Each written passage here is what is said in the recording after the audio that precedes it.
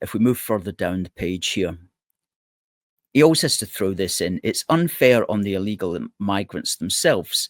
Well, that's questionable, actually, because these are vulnerable people being ruthlessly exploited by vile gangs. Well, time out for a minute, actually. The illegal migrants have agency.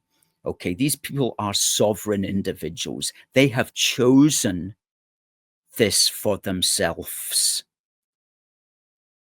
for the most part, unless they're being trafficked against their will, which most of them are not, then they are not vulnerable people being ruthlessly exploited. They are people with agency choosing to make the journey to the United Kingdom for the benefits that will accrue when they are in the United Kingdom. Okay, so he's framed that wrongly. And I know why he's done that, because he doesn't want to appear as if he is hostile to immigrants, these immigrants, lest he be accused of being racist. So he's framing them as vulnerable and exploited, when in fact most of them are not vulnerable people and they're not being exploited. They are choosing to do this on their own free will.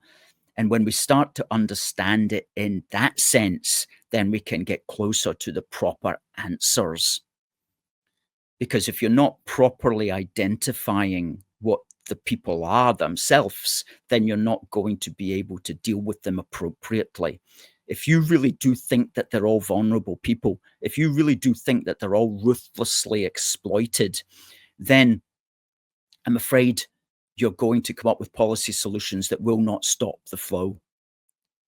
You have to see these people as people with agency, as sovereign, self-determining individuals doing something because they want to do it. Only then will you start to get to the proper solution, which I'll come up with in a moment.